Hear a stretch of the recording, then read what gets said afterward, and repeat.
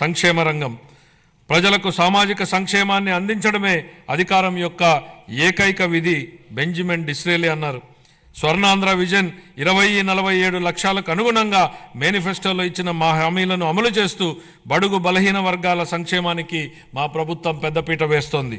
వృద్ధులను ఓటు బ్యాంకుగా పరిగణించకుండా వారి జీవితాలకు ఆసరా కల్పించడాన్ని మా ప్రభుత్వం ఒక సామాజిక బాధ్యతగా భావించి మన గౌరవ ముఖ్యమంత్రి గారు సామాజిక భద్రతను ఆర్థిక కోణంలో కాకుండా మానవతా దృక్పథంతో చూస్తూ లక్షల కుటుంబాలకు పెద్ద కొడుకుగా మారి 35 రూపాయలతో ప్రారంభమైన పింఛన్ను ఎన్టీఆర్ భరోసా పింఛన్ల పేరుతో ఇప్పుడు 4,000 రూపాయలకు పెంచడం జరిగింది. దేశంలోనే అత్యధిక సామాజిక భద్రతా పెన్షన్లు ఇస్తున్న రాష్ట్రం మన రాష్ట్రమే. మేనిఫెస్టోలో ఇచ్చిన హామీ మేరకు ఎన్టీఆర్ భరోసా పథకంలో భాగంగా మా ప్రభుత్వం పెన్షన్లను వివిధ విభాగాలలో 4,000 రూపాయల నుండి 15,000 రూపాయల వరకు లబ్ధిదారులకు అందిస్తూ నిజమైన సంక్షేమానికి ఆదర్శంగా నిలుస్తోంది. షెడ్యూల్ కులాలు మరియు తెగల విద్యార్థులకు విద్యా సామాజిక భద్రత మరియు ఆర్థిక సాధికారతలపై మా ప్రభుత్వం దృష్టి సారించి వారి కోసం ప్రీ మెట్రిక్ పోస్ట్ మెట్రిక్ ఉపకార వేతనాలను అందిస్తోంది. మా ప్రభుత్వం మొత్తం 27.39 లక్షల మంది షెడ్యూల్ తెగల సామాజిక ఆర్థిక అభివృద్ధికి కట్టుబడి ఉంది.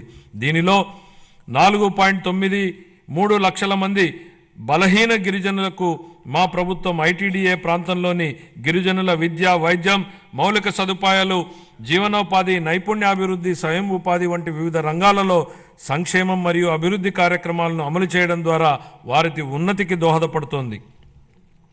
ఇమాంలు, మౌజన్లు గౌరవ వేతనంగా ఇవ్వవలసిన 90 కోట్ల రూపాయలను 1 సంవత్సరం పాటు గత ప్రభుత్వం చెల్లించలేదు. మా ప్రభుత్వం వచ్చిన తర్వాత వారికి గౌరవ వేతనాన్ని 15,000 రూపాయల చొప్పున చెల్లించాం.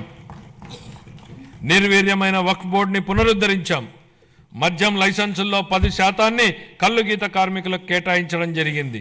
ధూపదీప నైవేద్యాలకు 10,000 మరియు అర్చకులకు కనీస గౌరవ వేతనాన్ని 15,000కు పెంచాం. ఇంతేకాకుండా పేదలపై భారాన్ని తగ్గించడానికి దారిద్ర్య రేఖకు దిగువనున్న ఎస్సీ ఎస్టీ కుటుంబాలకు నెలకు 200 యూనిట్ల ఉచిత విద్యుత్తును మా ప్రభుత్వం అందిస్తోంది.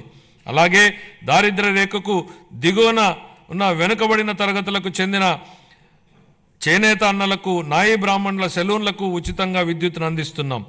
చేతి వృత్తులు, హస్త కళాకారులు, ఇతర సాంప్రదాయ వృత్తుల వారికి గతంలో అండగా నిలిచిన ఆదరణ పథకాన్ని పునఃప్రారంభిస్తున్నాం. ఈ పథకం అందించే పనిముట్లు మరియు ఉపకరణాల వినియోగంతో ఉత్పాదకత పెరిగి స్థిరమైన ఆదాయం పొందడానికి దోహదపడుతుంది.